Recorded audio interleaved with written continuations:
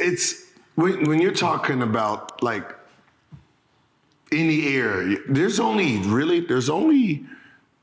like as high as you can jump. That's one thing. Yeah. The difference between a Michael Jordan and a LeBron James jumping is one looks better in the air.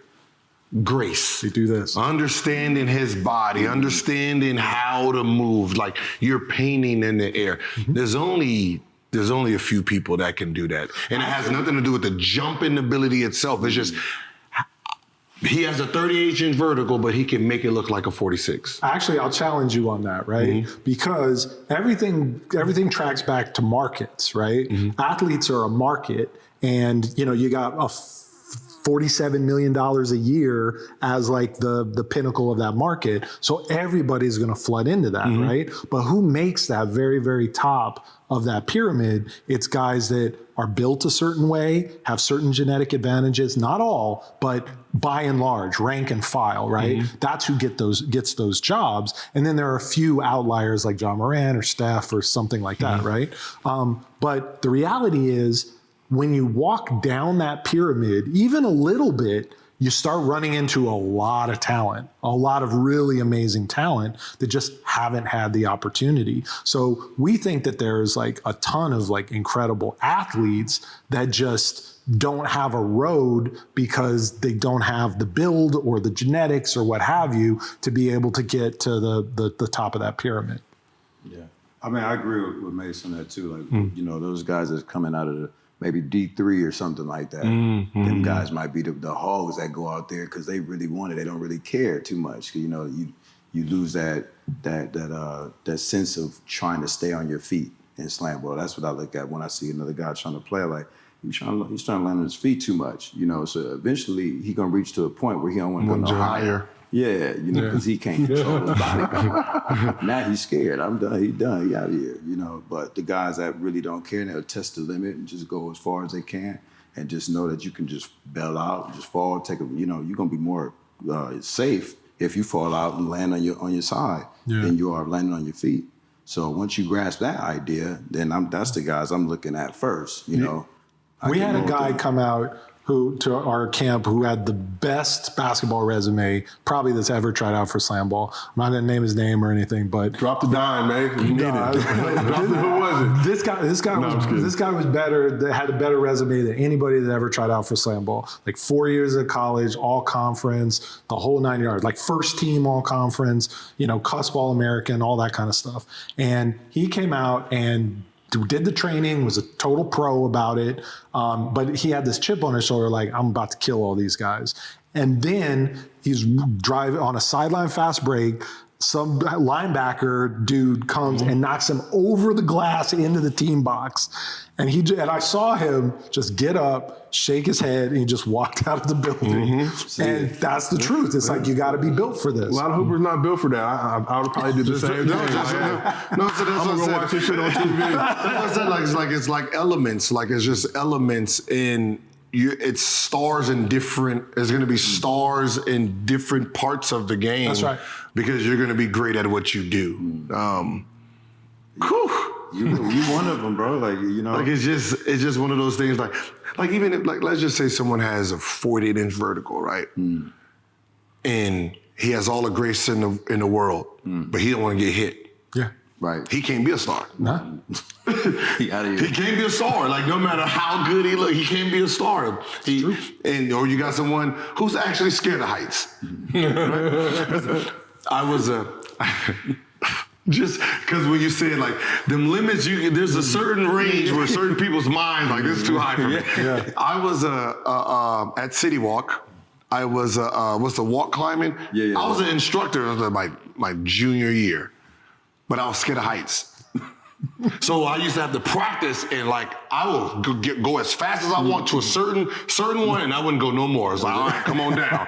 Like, and that's gonna be some people's minds. Yeah. Like you get to a certain height, so it's like trying to figure out how do you test guys mentally to know their capability. Yeah, it's all between the ears, right? So when you get up in the air, you're actually decelerating as fast as physics will allow. So by the time you look at it on TV and somebody runs and then they hit and then they come down and it looks like a car crash in NASCAR and you're like, oh my God. But by the time they make any kind of contact, they've completely slowed down. And now you're just your brother and sister like falling in a trampoline in the backyard, right? Happens 10,000 times every hour everywhere in America. And actually, the higher you get, the more time you have to like figure out how you're going to fall, right? And in basketball, you're always trying to land to your feet. In SlamBall, once you take off towards the hoop, you're not trying to land to your feet. You're just trying to crash out safely to your side or your back or your front.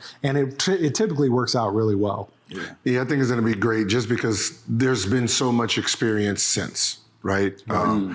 With, Dojo Boom, the places we go to, me and the kids, like my son sits there and flips all day. They have now basketball courts. Yeah. So all the kids go there just to try to dunk on each other. So you really do have a lot more experience with guys jumping, kids jumping, knowing how to land. Well, how can I get you on the SlamBall court? Like with Stan, because that's 20 million views on YouTube. That's like 40 million views on TikTok. Like right there. Listen, I jump higher. You're afraid of heights. I jump higher off the floor than I'm going on the trampoline. I'll be sitting like, all right, okay. That's great. Before we go any further, Gil, you were a rock climbing instructor? Yeah, that's wild. Junior, what, high school, college? Junior in high? Come on, I didn't even go to, I was even junior high school, college. Okay. My bad, Gil. You're right. High school, like, the summer jobs. How much do they pay you an hour? Like $5 an hour. It was a family friend, right? I was just happy to get paid. I was happy to get paid. Is that how you paid for this house? Like, by the way, what about this house? Like, there's a talking octopus back there. Like, this house is amazing. Who hurt you, Gil? Oh no. Who hurt you? What are you trying to buy to fill that hole in your heart? It was right when Donald Trump kicked in, right? So the market was coming down. People were trying to offset. So when I was house looking, I just seen a guy who had a lot of property, and I was like, okay, a lot of these properties are on sale, right? So you're trying to see he's trying to cash out. So I seen it. It was at 3-4, 2-1 cash. What's happening? He's like, all right. Damn. Okay. All right. No argument here. Yeah. That's amazing. And then I just sat on it trying to figure out what I was going to do. Wasn't even looking for a house. Wow. And then, he took the offer without any bite. I was like, oh, well, I guess I'm got a new house. You should have a Property Brothers show. That was amazing. That's cool, man. And I'm not nosy, but I did look at the Zillow's estimate not too long ago, Gil, so you definitely came up on that one. That was a good move. Savvy business move. Savvy business Mogul. So let's stand and talk a little bit about the OG days of SlamBall. What are your favorite memories from back in those days? I don't know. I guess when Michael Blanks flew off the court. No, that ain't my first one. We didn't have at first when we first did it. We didn't have no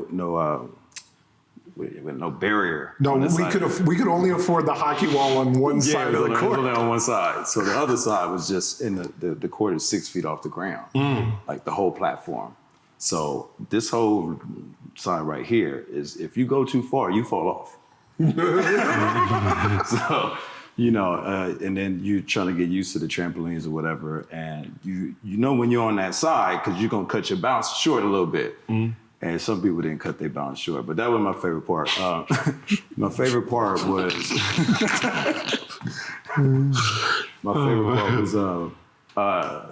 no, I think for me more gratifying was when Mason sent me and him and Mike Tolan gave me the okay to go to China, and then I got to train about maybe 1,000 kids, 1,500 kids, something like that. In China, just on SlamBall. We got our SlamBall court on college universities in China. I'm on Peking University, I'm on Wuhan University, I'm Nanjing University. Like these are huge places in China that respectfully are like Princeton and Howard, and we have our SlamBall court in there. And I got 8 teams at each court that's all training to play SlamBall tournaments. So I end up with 32 teams playing a university SlamBall tournament and training people how to train in SlamBall. It's like, so just coming from all the way back then to East LA going through all this SlamBall stuff. We went up, down. We thought we was gonna make it. I was like, we about to get this bread. I thought I was gonna be in here with this. and then we come back, and then it's like, we gotta rebuild again. You know, we wasn't ready. We didn't have social media. We didn't have all these other platforms to help boost us. But we always been on TV. We always had something really positive that said, this is something. This is something. We didn't give up. And so going from the beginning to there, and now here, this is just great. It's gratifying for me. I can't really call like what's the best thing, but that for me that was huge, going to influence the game from a grassroots level.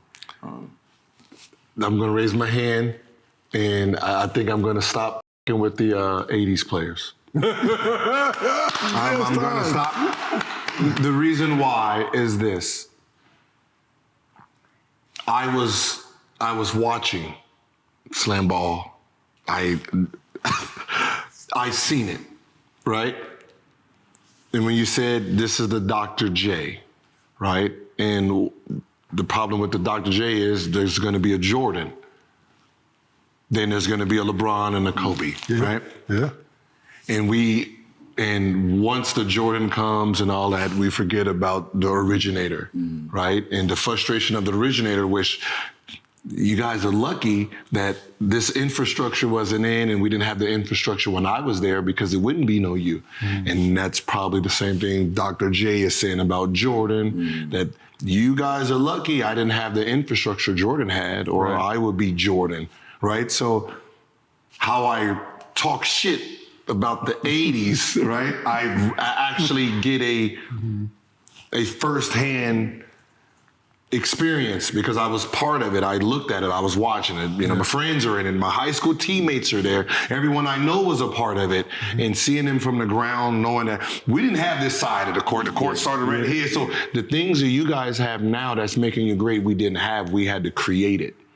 So you're looking down on me when I created this whole thing you have now from my abilities from the trial. So now I understand the 80s a little bit better when they had commercial flights, and after games, and they had to back-to-back, they had to sit there and do all. Now I can really understand, and this is my fault. I get you. I get you now.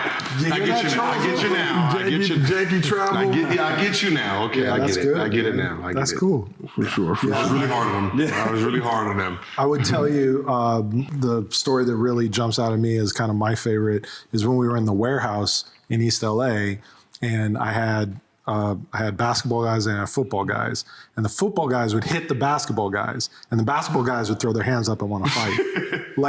Like the football guys were like, "What?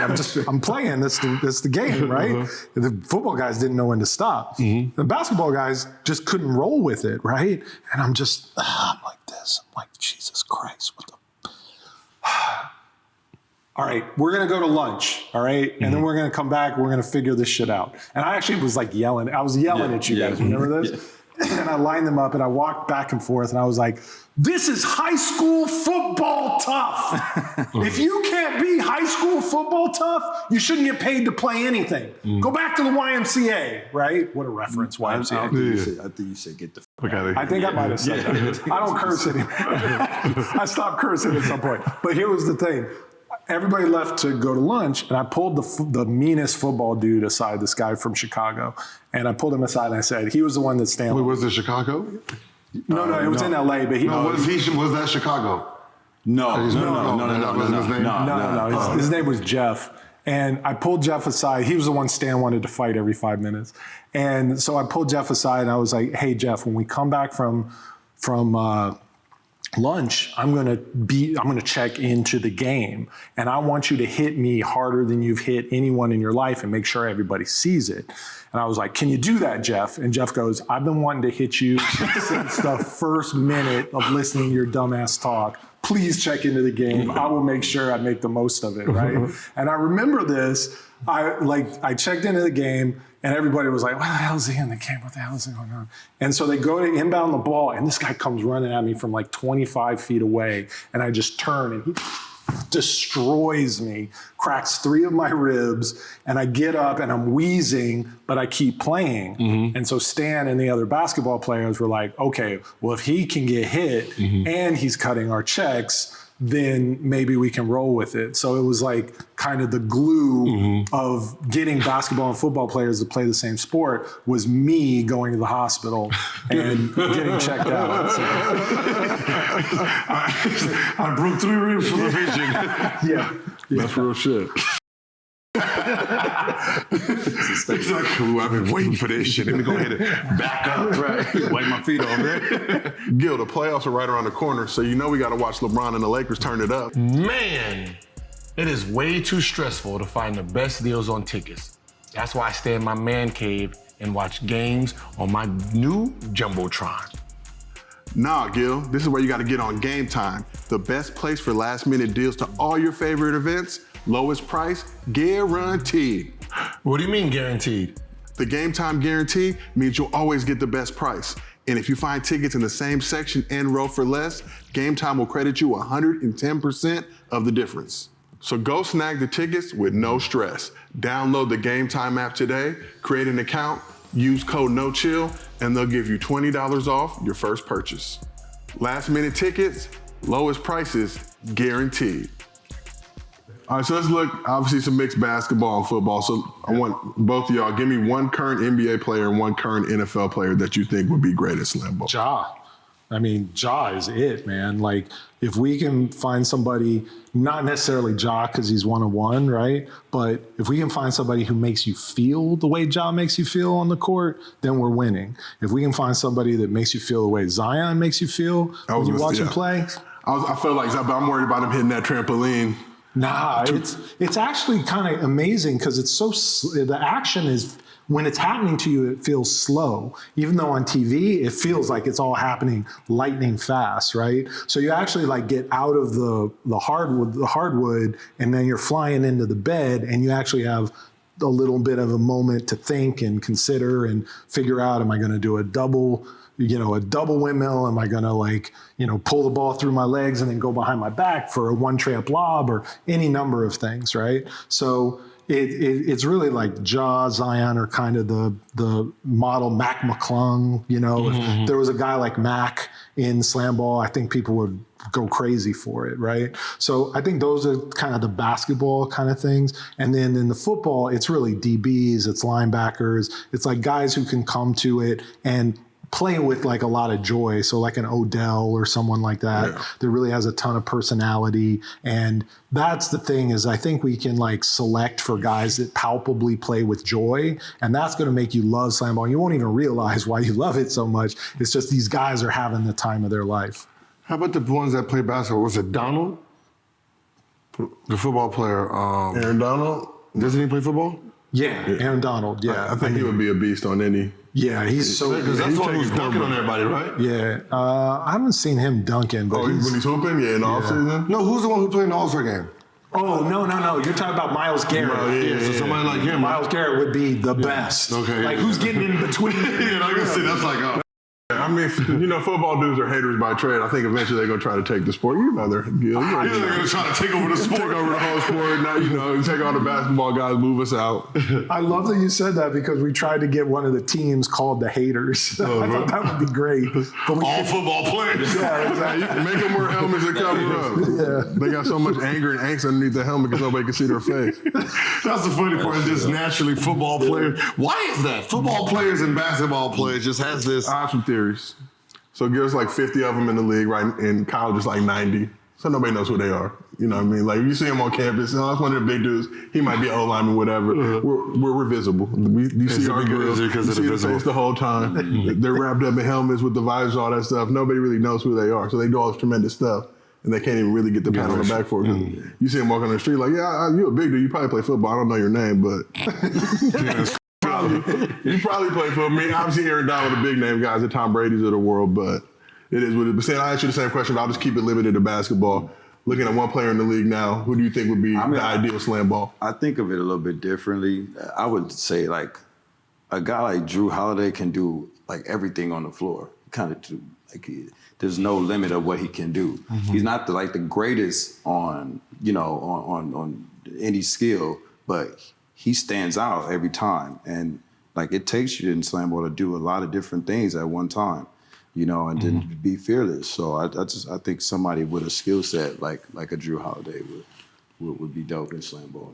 But you remember when Ja was taking off on people and missing, and you were just like blown away by the miss? Like, whoa, the commitment was like out of control. That's what makes a great SlamBall player. And then he started catching people for real, and it's like he had to build up to that. But like what we're looking for is those guys that just get up in the air. Levine's type of guys like that. Yeah, Zach's phenomenal. It's just Zach isn't going after everyone the way Ja is. Ja got a chip on his shoulder. He's like, I'm the only small guard in the entire league almost. Derrick Roses. The Derrick Roses. Old school. Yeah, because he's built like that. The Derrick right? Roses. You think I can dunk on you? Right now? Please Maybe. make that. Oh, SlamBall? Oh, not really. I can't touch the backboard. What are you talking about? SlamBall? I can't touch the backboard. I'm not good with the trampoline. I'm not good maneuvering on the trampolines, but I'm so scared. And I was going to ask you, but I just felt like it didn't make sense. But injuries from previous to now, like, was. I'm glad you asked that. But that was my thing, like, watching back in day, I'm like, shit, I don't know how to land properly to do this shit. Yeah, so we train people how not to get hurt, right? And the training really goes a long way. So even though it's a contact sport like football or rugby, our injury rates, this is football and rugby up here, and we're way down here with basketball. So our injury rates are right in line with basketball. And typically, 25% of our injuries are just a ankle roll, right? And so we found this product called ankle roll guard that straps to the outside of your shoe and has this little sidecar on it. And it catches the spring bed and just puts your foot back into the proper position so you don't roll your ankle just from fatigue, right? So the craziest thing is that we think we can get our injury rates under basketball. And that's with basketball and football players playing the same sport. Because as crazy as the shit looks on TV, right? You're falling into a trampoline. There's no better like safety mechanism on earth than falling into that trampoline. So what kind of shoes are being used? Basketball? It was basketball shoes at first. You're gonna roll your ankle anyway. Right. It's okay. So, because I never rode ankles. Because I ran track, I used to always You have rubber ankles. Yeah, I always used to do this. This is just part of track, just making sure you're on the outside of your ankles all the time. So whenever I landed like this. Yeah. Right. So there's like certain type of shoes that, like if I'm Anthony Davis, Anthony Davis better off in Chucks. Right? Because what happens is when you start getting shoes that has these big platforms, when your ankle rolls, it has a further distance. Right? You know, Chucks is there's really nothing there. So there's like, even with like someone like Kobe's, right? They put this little extra little extension on it. Well, what happens is if your ankle goes over that extension, your ankle's gone. Well, the truth is when you and I are walking around, just your body weight on the wrong ankle on a regular step will break your ankle, right? So everybody's living with that exposure. And the idea that the thing that we kept running into is it's really only fatigue on the SlamBall court. So when you're on the court for the first half hour, the first hour, you're really precise about your foot positioning. 90 minutes in, your foot positioning starts to slide.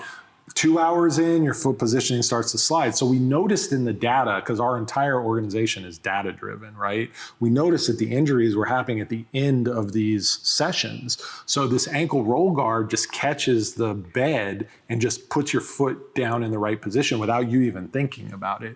So if we get through training camp and our injury rates are below what they've been in the past, and that simple ankle roll is 25% of our injuries, so we have a really good chance to cut into those numbers, then I think, we can make the claim that we're on par with or safer than basketball. Fatigue is all injury sports, really. Yeah, that's right. When you really think about it, is mostly because you're not in the tip top shape trying to do the same things that you you think you can do, but you can't. So last question for both of you. Mason, I'll let you go first. Sure. Actually, no, Stan, I'm gonna let you go first because I know you're gonna really bring the gusto with it. But you've been out in China, spreading the movement, planting the seeds, really trying to make this an international sport. So what are your visions for SlamBall now and in the future? Well, immediately it's just trying to find the right guys that can play, because we took the sport as far as it can come right now. But we do have a lot of history of knowing, where it can go and how much we didn't have leading up to now. Like I didn't have, like we said, we didn't have anybody teaching us what to do when we got out there.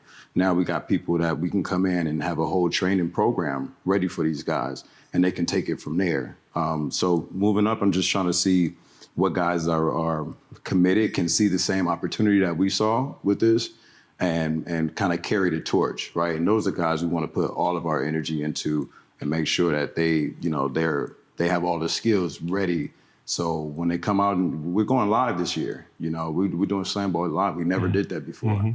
Now we're not going back and taking an edit and say, oh, this dude, he messed up, cut that out real quick. You know what I mean? So whatever. We only did that the first season.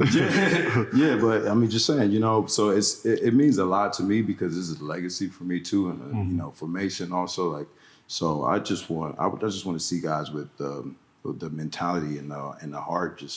I want to give this a really good shot, and I don't want whatever work you guys put in before now to go unnoticed or unrecognized. I want to carry that torch and give this the biggest shot I can, right now. So that's my thing, moving up. And we have a lot of different things that we've been thinking about on how the sport is supposed to look. With the team, a team has its own vibe, it has its own culture to it. Not only just the sport, but each team has its vibe. Like the Pistons, you knew what that was back in the day. You knew what you got. And we want to create that vibe for each team and make sure that, all the players understand, how important this opportunity is right now to give it 100%. Like, that's it, So I'm coming in I'm not playing anymore. I'm not thinking about playing no more. I'm just thinking about which guys can I put all my energy into and say, hey, I want to see you do good. I want to see this happen the way it didn't happen for me, or whatever resources was not available for me when we was playing it. I want you to take advantage of that, and I want to see you, succeed. So. It makes the same question for you. What's your vision for SlamBall now and then in the future?